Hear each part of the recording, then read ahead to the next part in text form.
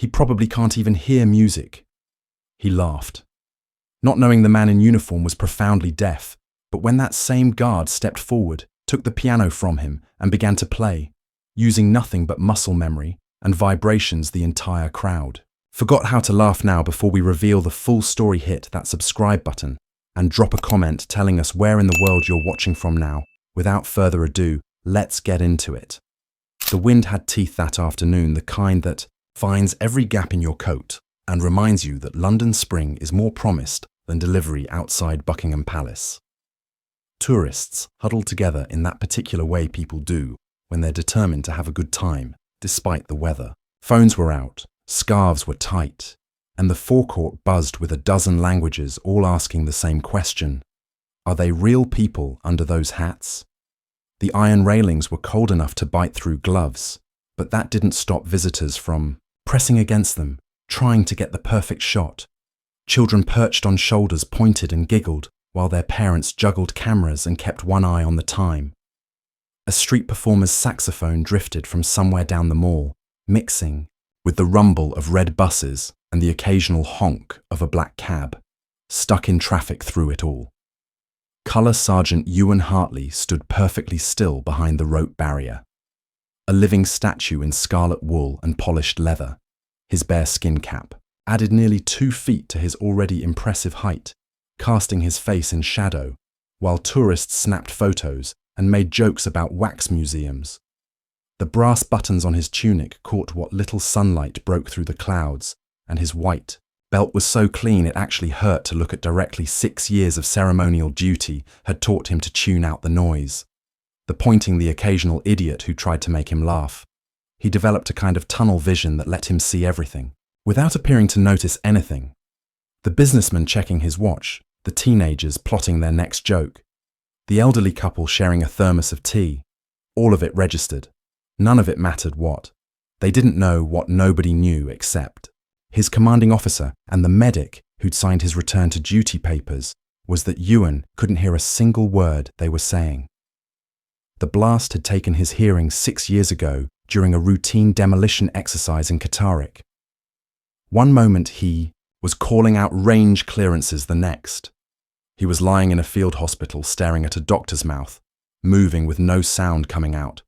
The ringing had lasted 3 days, echoing in his skull like a fire alarm that wouldn't stop. The silence that followed had lasted ever since, but Euan had adapted. You don't spend 4 years at the Royal Academy of Music and then 12 in the army without learning how to improvise when life throws you a curveball. He'd retrained himself to count beats through vibrations in the ground, learned to read lips by watching news broadcasts on mute, practice standing perfectly still, while his inner ear screamed at him that he was falling.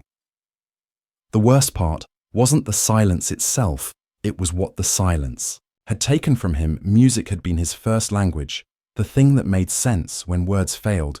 He'd won the Chopin International Competition at 17, been offered a full scholarship to study with the best teachers in Europe. His mother had cried when he'd played Rachmaninoff's Third Piano Concerto with the London Symphony Orchestra. The review in the Times had called him a young man, touched by genius. All of that had ended in a field in Yorkshire, when a demolition charge went off 3 seconds early. The tourists had no idea they were looking at a man who'd once made 3,000 people weep with a single performance to them. He was just another red-coated mannequin for their holiday photos. A group of teenagers from Essex had been getting progressively louder near the front barrier, the way kids do when they think they're being clever. Their accents marked them as day trippers, probably up from Southend for a weekend in the city. They wore the kind of clothes that cost more than Euan made in a month, designer trainers, expensive hoodies, phones that were probably worth more than his car. "Oh, aye, soldier boy. You blink and you buy us a drink. Betty's got Spotify on under that hat. Give us a wave if you can hear me." Their mates giggled and filmed phones pointed at Euan like he was performing monkey tricks. One of them, a tall lad with more confidence than sense and a bucket hat that screamed trust fund, started making exaggerated conductor gestures, waving his arms like he was directing an orchestra dance for us, mate. "Come on, just a little jig." A tour guide named Janet, who'd been walking groups around these grounds for 15 years, stepped forward with the kind of authority that comes from dealing with idiots. Professionally, she wore a name badge with the Union Jack and carried a small British flag that she used to point out landmarks. "That's enough now, lads. Show some respect. We're just having a laugh." "Love one," replied, his grin faltering slightly under her stern gaze. "No harm done." "Yeah," added another, emboldened by his friend's bravado. "It's not like he can hear us anyway." The irony wasn't lost on Euan. If anything, it was almost funny, but humour had become a luxury he couldn't afford. In uniform, standing guard required a different kind of strength than playing piano, one that came from absolute stillness rather than flowing movement. He'd learned that lesson the hard way. During his first week back on ceremonial duty, a child had started crying near the barrier, and Euan had instinctively turned his head to look just a small movement, barely noticeable to civilians. But Sergeant Major Williams had spotted it from 30 yards away. The dressing down that followed had been spectacular, even by army standards. "You're not a social worker," Hartley Williams had said, his voice carrying across the entire parade ground. "You're a symbol. Symbols don't twitch. They don't blink, and they sure as hell don't turn their heads because some brat needs a tissue." The lesson had stuck. Euan had become a master of peripheral vision, able to track everything without appearing to notice anything. It was a skill that served him well in his silent world. An elderly woman in a cream coat moved closer to the teenagers, her voice carrying the quiet steel of someone who'd seen enough nonsense for one lifetime. She wore a small poppy pin on her lapel and carried herself with the kind of dignity that made people step aside without quite knowing why my grandson served. "In Afghanistan," she said calmly, looking directly at the boy in the bucket hat, "lost 3 mates to an IED. You think standing still is easy? You think this is just dress up?" The boys shuffled uncomfortably, their grins fading. One mumbled something that might have been an apology. The woman held their gaze for another moment, then turned to study Euan with eyes that had seen enough of life to recognize something most people missed. "That's a face that's seen things," she said quietly to her companion, an older gentleman with military bearing. "Look at his eyes. He's not just standing there, he's carrying something." Euan remained motionless, eyes fixed on the middle distance that all guards learn to find far enough away to avoid eye contact, close enough to see everything that mattered. But behind the disciplined stillness, memories were stirring. His mother's face when he'd won the Chopin competition at 17. The acceptance letter from the Royal Academy printed on thick paper that felt important in his hands. The last concert he'd ever played 3 months before. The explosion changed everything. He'd been performing Beethoven's Emperor Concerto with the Royal Philharmonic. When his call-up papers had arrived, the conductor had joked during rehearsal that Euan would be trading piano keys for rifle keys. Neither of them had imagined it would be permanent. The memory brought a familiar ache. Not quite pain, but the ghost of something that used to hurt. He'd learned to live with it the same way he'd learned to live with silence, by accepting it as part of who he was now. Not mourning. Who he used to be. That's when the black Jaguar pulled up to the palace gates. Hugo Lauren stepped out like he was auditioning for a cologne commercial. Navy coat, tailored to perfection, silk scarf, arranged just so sunglasses perched on his head. Despite the grey sky behind him came the usual entourage handlers with clipboards, videographers with expensive cameras. Someone whose only job seemed to be adjusting his collar and making sure he looked perfect from every angle. Laurent was having a moment. His classical meets pop performances had been trending on social media for months, dividing music critics and delighting influencer culture. He'd taken pieces by Bach and Chopin and remixed them with electronic beats, creating what he called music. For the modern soul, purists hated him. The internet loved him. His concert at the Royal Albert Hall had sold out in 12 minutes to everyone else. It looked like an overpriced street performance waiting to happen. A few tourists recognized him immediately. Phones came out excited. Whispers rippled through the crowd. Lauren smiled and waved like he was greeting old friends. He worked the crowd like a politician, stopping for selfies and offering theatrical bows that belonged on a stage rather than a sidewalk. When he spotted Euan standing rigid behind the barrier, His eyes lit up with the kind of inspiration that rarely ends well for anyone involved. "Ah, Laurent," announced loudly, clapping once to get everyone's attention. "La Garde Royale, how magnificent." Tourists turned phones already rising. The atmosphere shifted from casual sightseeing to active entertainment. Seeking Euan didn't move, but he could feel the change in the air, the way crowds get when they sense something interesting might happen. Lauren approached the rope barrier with exaggerated reverence, hands clasped behind his back, like he was studying a priceless sculpture in a museum. His movements were careful, calculated. This was performance art, not genuine curiosity. "Tell me, mon capitaine," he called out, his French accent playing up every syllable for maximum effect. "Do you ever hear the music of London, the symphony of the streets?" A few people chuckled. Someone whispered, "He's trying to get a reaction." Phones were definitely recording, now held at arm's length to capture both the pianist and the guard in the same frame. Euan remained perfectly still, his training overriding every human instinct to respond. He'd learned to become a master of non-reaction, to let words and gestures wash over him like water off a statue. But something about Lauren's tone, the casual mockery dressed up as artistic inquiry, made his jaw tighten. Imperceptibly, Lauren stepped closer, raising his voice slightly for the growing audience, or perhaps you prefer the silence of your little red fortress, the quiet of duty. More laughter from the crowd. A woman with a Scottish accent turned to her husband and said, "That's not very nice, is it?" But her phone was still recording. An uncomfortable feeling was spreading through the tourists, the kind that comes when entertainment starts feeling like cruelty. A woman pulled her young daughter closer. A man lowered his camera without taking the shot. Even some of Lauren's own entourage looked uncertain about what they were capturing, but Lauren was just getting started. He'd found his stage, his audience, and his unwitting straight man. This was content gold. The sophisticated European artist meets the stoic British tradition. The contrast was perfect for his brand. "You know," he said, circling slightly, so the cameras could catch him from different angles. "I study human expression, the way music moves. People changes them. But you," he gestured at Euan with theatrical puzzlement, "you are like a beautiful instrument that has forgotten how to sing." The crowd was eating it up. Now someone started clapping. A teenager yelled, "Make him dance." The energy was building, feeding on itself the way crowds do when they sense a spectacle. That's when Lauren delivered his masterpiece of casual cruelty. "Ah, but maybe you are a little deaf to music.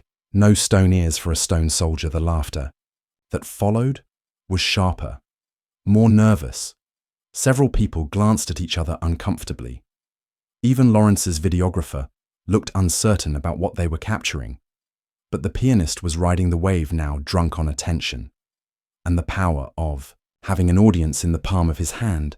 Perhaps he continued, his voice carrying over the uncomfortable chuckles. "All that standing has made you forget what it means to feel, to respond, to be human." The words hung in the air like smoke. A few people in the crowd shifted uncomfortably. The elderly woman who defended the uniform earlier took a step forward, her mouth set in a hard line. But Euan didn't flinch, couldn't flinch. The job required absolute discipline, and he'd learned long ago that discipline was just another word for refusing to let the world break you twice. What Lauren didn't know, what he couldn't possibly know, was that his throwaway insult had just landed with surgical precision on the deepest wound of Euan's life. The loss of music hadn't just taken away his career. It had stolen his first language, his most natural way of understanding the world behind the motionless facade. Something was stirring. Not anger. Anger was too simple. This was something deeper, something that had been building for 6 years of silence. 6 years of being treated like a tourist attraction instead of a human being. The elderly woman who defended the uniform earlier stepped forward again, her voice cutting through the uncomfortable, laughter like a blade through silk. "Some people," she said, clearly looking directly at Lauren, "mistake stillness for emptiness, they think, because someone doesn't respond the way they expect. There's nothing worth seeing." Lauren's smile faltered slightly, but he recovered with practiced ease. "Madam, I am an artist. I study expression." "This man is trained to suppress, not to feel." The woman held his gaze steadily. her voice gaining strength. "Then maybe you're looking at the wrong kind of art." A murmur of agreement rippled through the crowd. Not everyone was comfortable with what they were witnessing. The dynamic was shifting, and Lauren could feel it. He waved dismissively to his crew, his voice taking on a sharper edge. "Get the equipment, we'll show them what real music looks like." 20 minutes later, they were back with a portable keyboard on a collapsible stand, powered by a battery pack that hummed quietly in the afternoon air.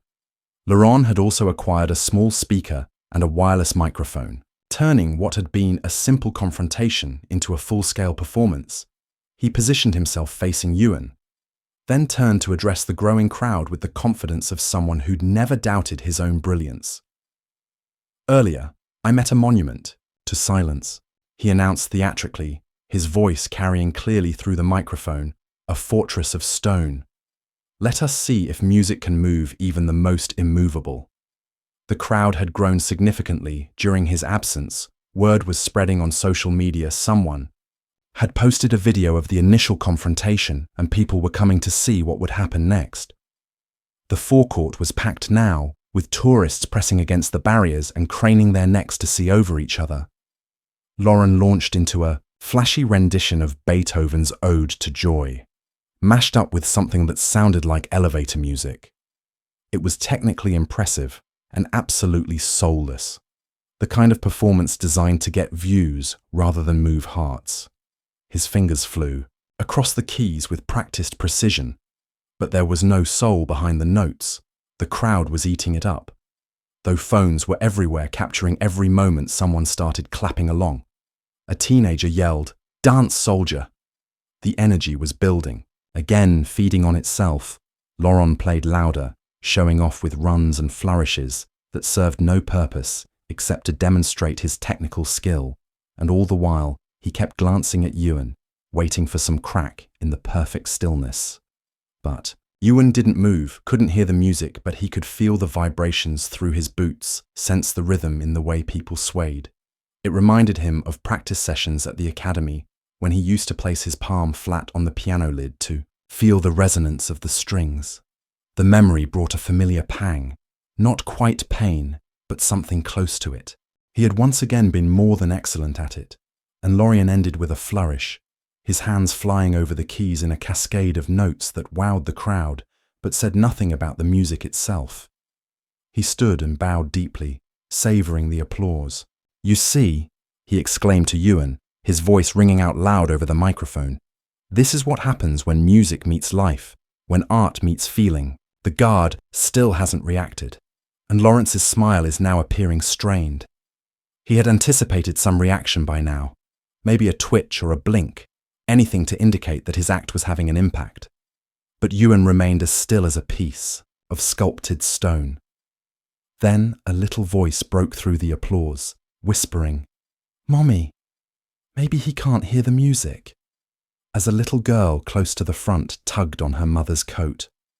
The words weren't loud, but they were loud enough for a few adults to hear. The energy in the audience changed a little, and Lawrence's playing faltered for a moment. "What's that cherie?" he questioned, his smile growing more strained by the second.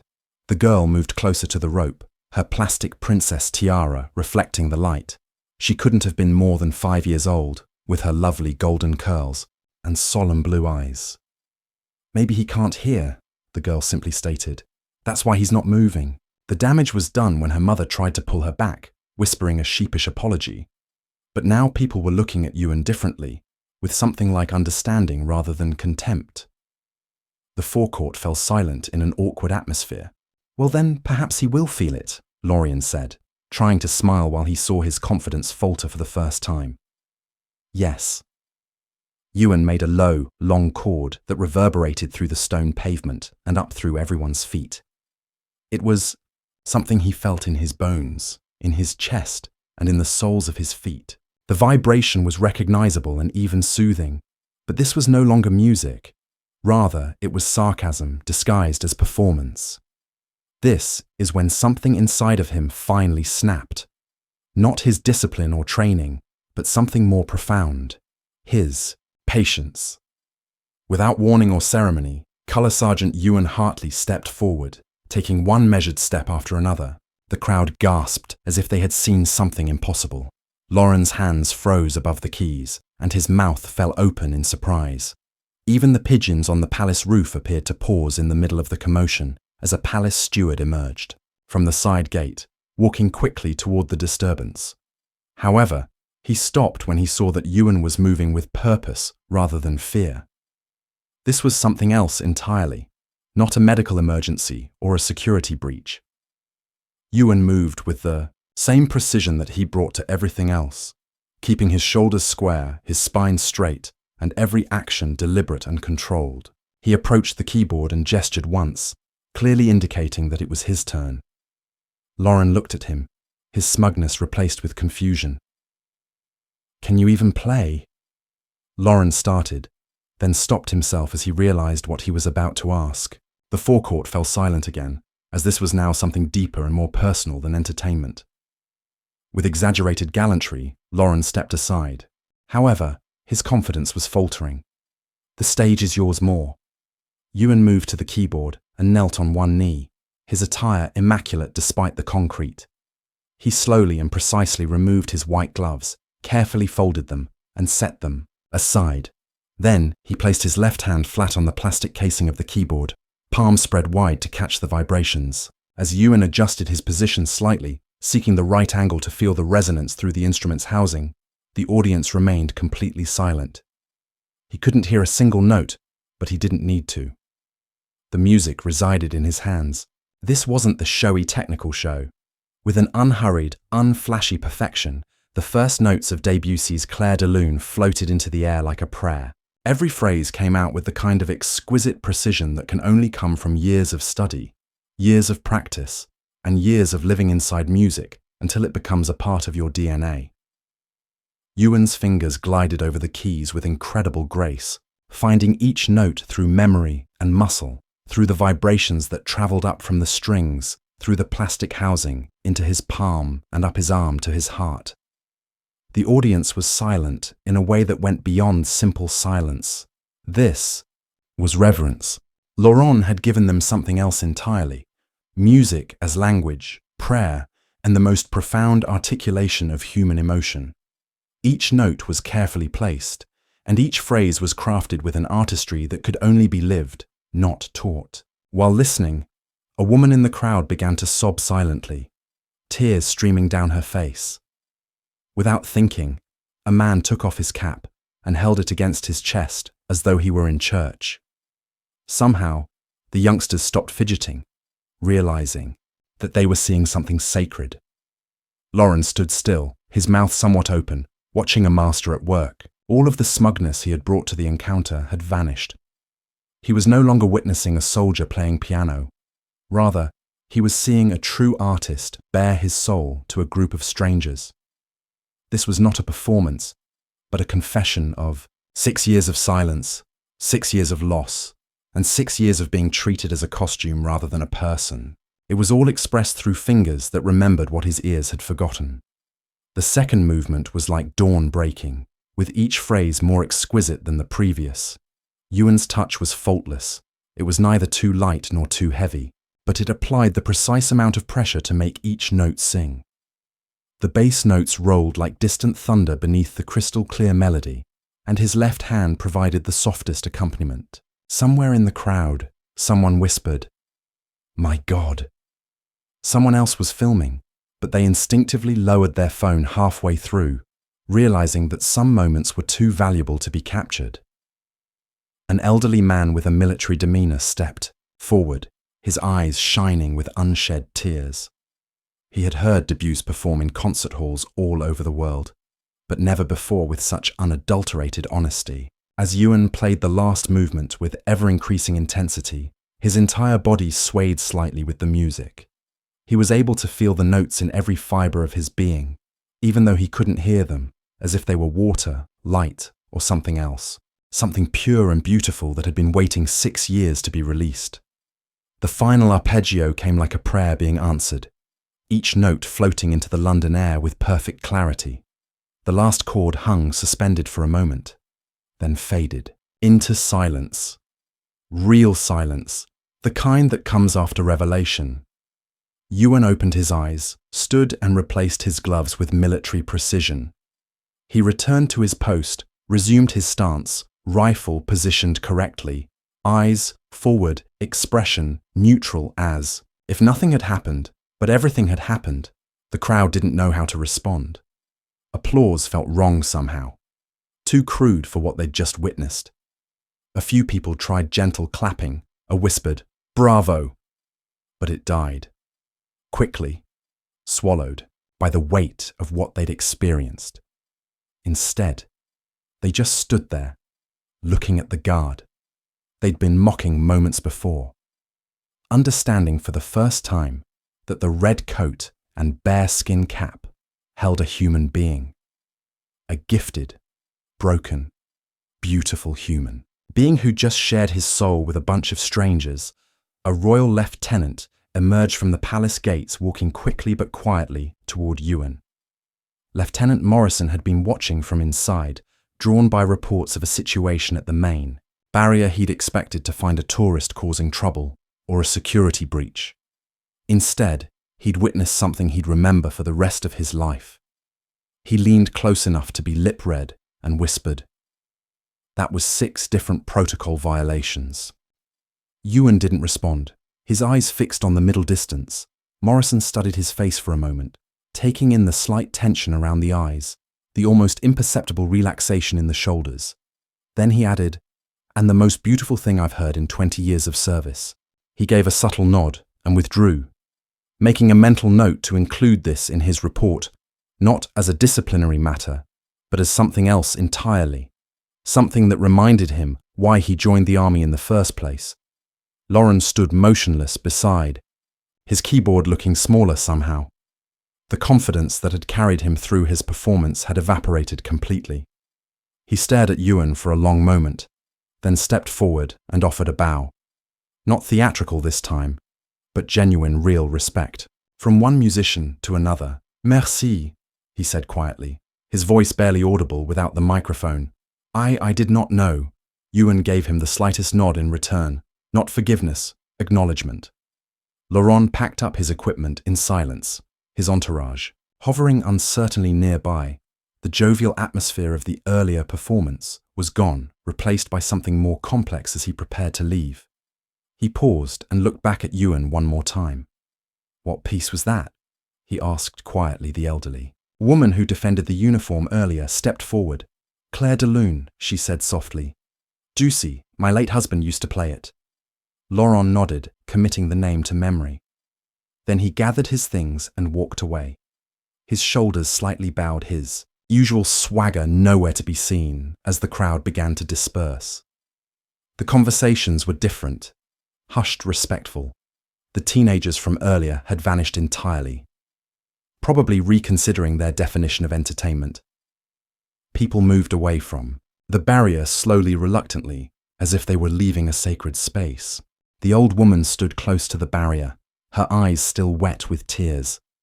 She put her hand over her heart and kept it there for a while before turning to her companion and whispering, "That's what music is supposed to do, make you feel something real." "He played the most beautiful song I ever heard," the small girl with the tiara whispered as she tugged at her mother's coat.